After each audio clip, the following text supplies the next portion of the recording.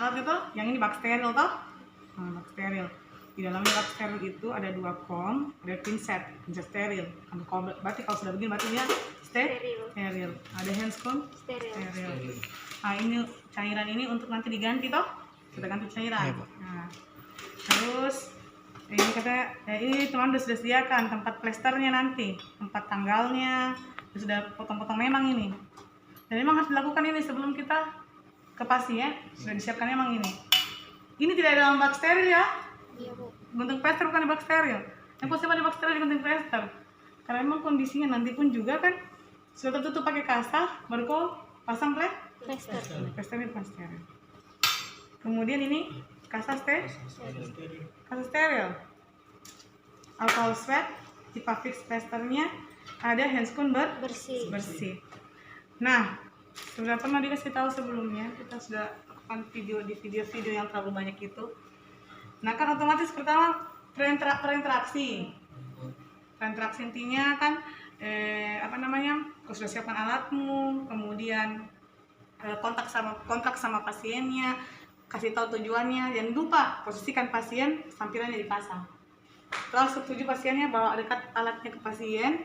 Nah, kemudian setelah itu kita mulai lihat, oh ini tanggal 28, harusnya begini. Nah, beberapa penelitian mengatakan bahwa ternyata melakukan perawatan, kan ini kan ceritanya ini terus masuk terapi cairan dan obat pasti masuk dari sini.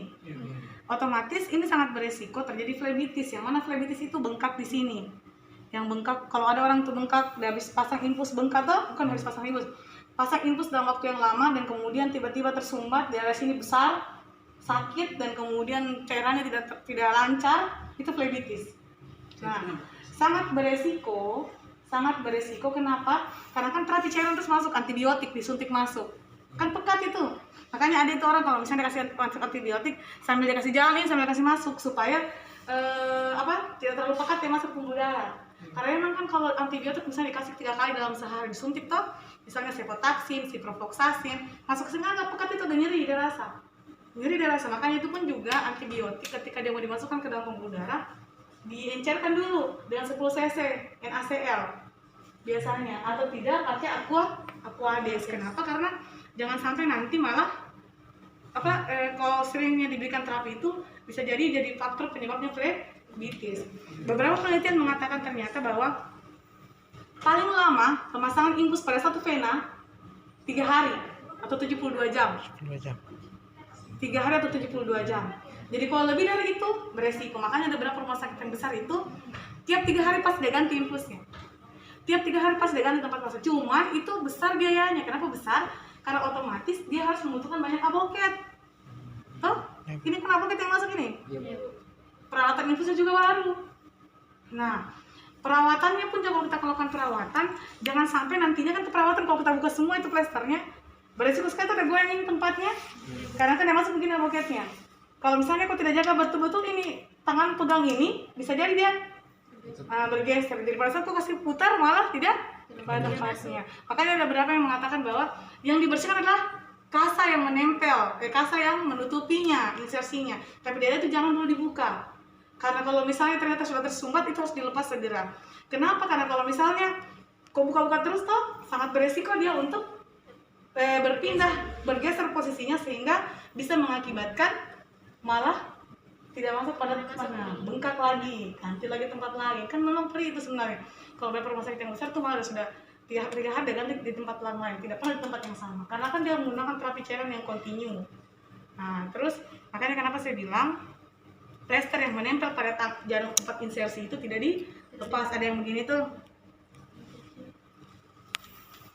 Pada pasang gini ini loh, tidak ada lepas. Kenapa? Karena itu tadi, kalau misalnya dilepas semua, kita tidak beresiko sekali untuk dia geser atau apa, sehingga yang dilepas itu plester yang kotornya ini dibersihkan, ini diganti dengan plester yang bersih dan kemudian dibersihkan daerah sekitarnya. Nah, sekarang kita lihat kalau misalnya ini tidak bengkak gitu, alirannya lancar, kotor di sini, ini penuh darah ini misalnya, atau tidak ini sudah kotor kan biasanya kalau di rumah sakit ini penuhnya bukan darah,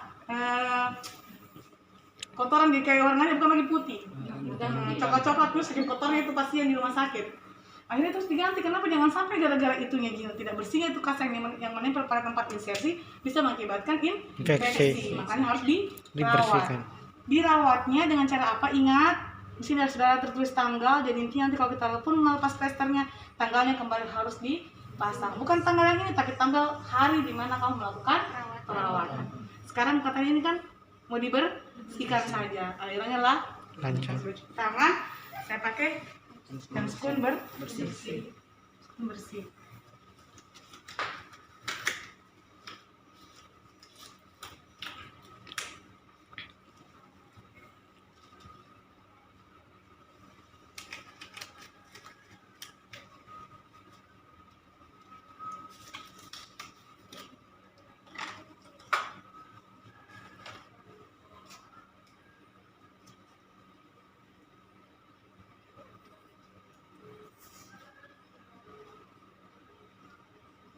Masih berapa nih pengen foto swab?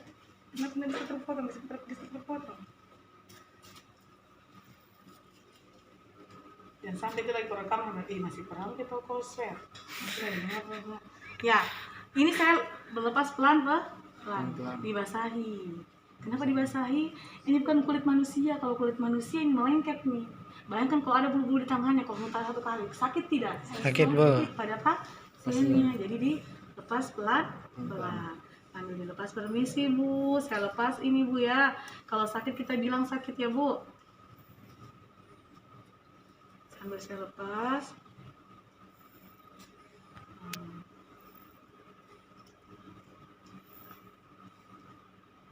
Ingat, jangan sampai kau lepas dengan avocatnya. Nanti kalau kau lepas dengan avocatnya, berarti kau sudah siap untuk memasang infusnya lagi yang baru.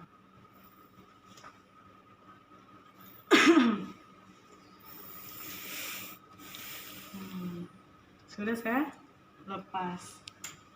Saya udah lepas yang ini ya? Iya. Nah, karena saya akan bersihkan daerah sekitar sini. Daerah sini. Sudah saya lakukan.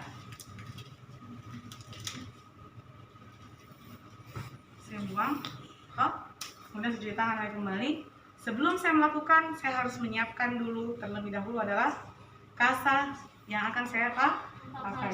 Jadi saya buka memang. Kenapa? Kalau saya pakai sarung tangan steril, tidak bisa saya pakai ini. Ya. On. Saya buka. Kerja rapi-rapi kan? Yang kerja beraduk. Kemudian ini kan pembungkusnya, saya pegang.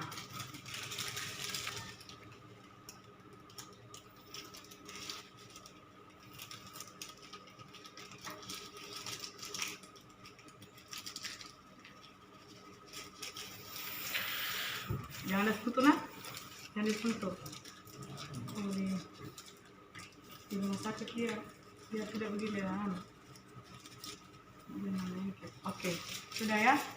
Ini adalah untuk sebentar akan dipakai untuk balutan di atasnya. Oke. Yang satunya lagi adalah kasa yang akan saya pakai. Ini yang saya kemarin bilang bisa kita pakai alcohol swab, bisa juga kita pakai kasa yang ini. Nah, yang ini kasa satunya untuk membersihkan daerah. Caranya jangan ini yang menyentuh ini nah, karena ini bakteri. Ya Allah, putus kayak nih. Baru kayak nih, masih perawan kayak ini. Coba lihat itu masih perawan itu. Masih juga, Pak. Masih. Mana yang tidak perawan? Ada di sebelah Ambil yang perawan.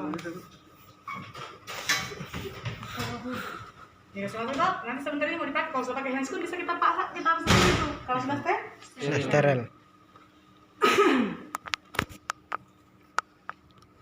Bagusnya tuh sebelum kau melakukan tindakan yang ini toh, sebelum kau melakukan semua tindakan, dengarlah, sebelum kau melakukan tindakan semua ini, sebelum kau juga tadi membuka itu toh, sebelum membuka itu ini poin penting nah, kasihan. Sebelum kau membuka itu, alangkah baiknya yang di dalam bak steril ini sudah tersedia kasa. Jadi pada saat misalnya masih persiapan alat, di dalam bak steril itu sudah ada satu kasa begini toh, dengan ada kasa sudah ada NaCl-nya. Nah, yang begini harusnya ada di ruangan. Jadi dia tinggal begini. Nah, tapi tidak boleh dia menyentuh. Ini tidak boleh dia menyentuh begini nah. Iya, Bu. Bisa terlalu banyak. Oke. Nah, satu kasa lagi yang akan kita pakai untuk, ya, hati-hati buka kasanya karena tanganmu belum keadaan steril.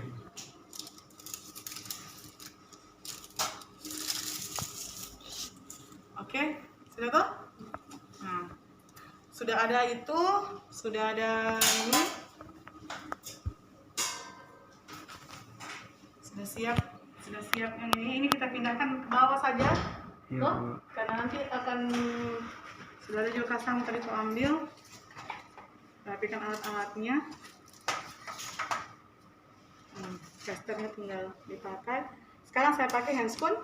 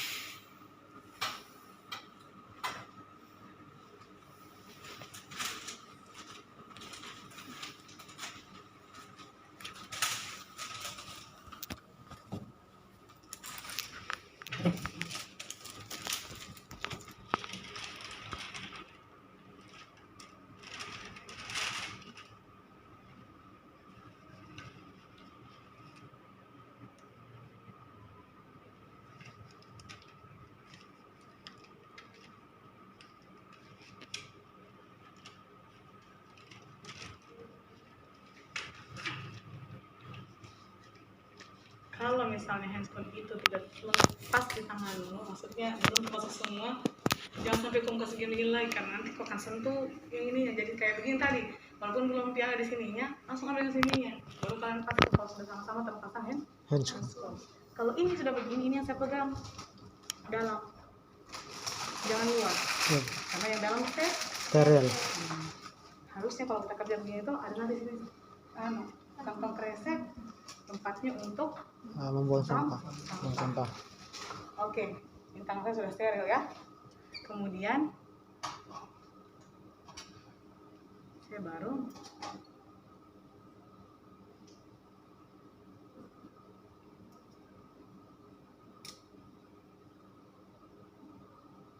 ini yang akan digunakan untuk membersihkan.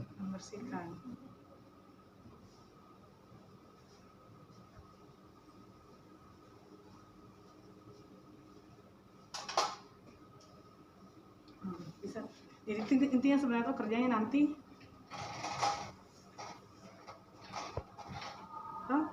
nah kita bersihkan dari dalam ke.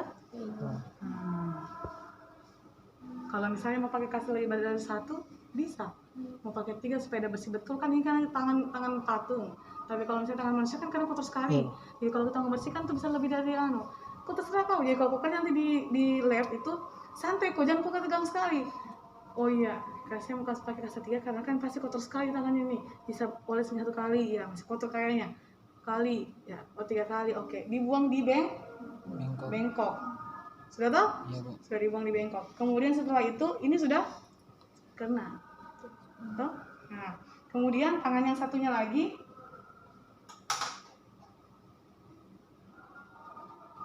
ini untuk menutupi daerah ini. Pasang gitu. Baru kita pakai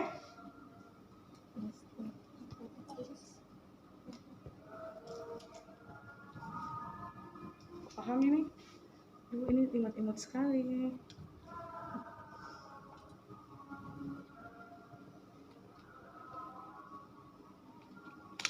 Nah, kenapa tidak bentuk yang segi, yang buruk kupu-kupu itu kan sudah tidak, yang dipakainya itu hanya untuk di tempat insersi.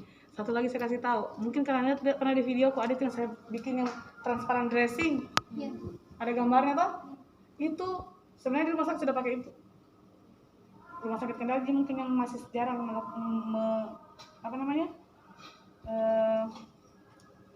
pasang transparan dressing di ininya. Rumah sakit Kendari. Kalau di rumah sakit lain itu sudah pakai itu, malah sudah yang keren-keren transparan dressingnya. Kenapa dipakaikan yang begitu kira-kira?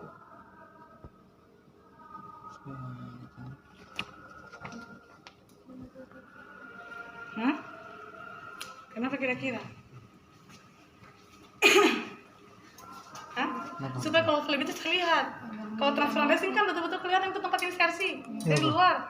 Karena nanti itu kayak, kok pernah pakai pakai double tip, kan kok bukan nanti anunya aja, kelihatan cuma beningnya toh. Nah kayak begitu transparan dressing. Nanti dibuka itu anu yang di luarnya itu, jadi nanti yang cuma tip yang beningnya saja yang ada di melengket pada kulitnya pasien, sehingga kelihatan itu insersinya, bagian insersinya. Bagian itu saya tempat penyuntikan itu toh ada memang kapas kecilnya dia, kapas kecil itu jadi langsung dipasang di situ. Baru untuk untuk tempatnya tanggal tuh di ujungnya tuh transparan dressing ada memang kecil begini untuk dipersiapkan untuk ditempel di atasnya untuk tempat tanggal. Saking begitunya udah sudah persiapkan. Itu ada, cuma nggak tahu. Mudah-mudahan nanti bisa diadakan di lab. Kalaupun kalian tidak dapat, ya senior, junior, mula atau ikhlaskan saja. Ini untuk tanggal. Ada pesanan apa? Dinas sekali yang lab sama saya ini. Tanggal berapa nih hari? 30 11 2020. Bukan 2000. Oke.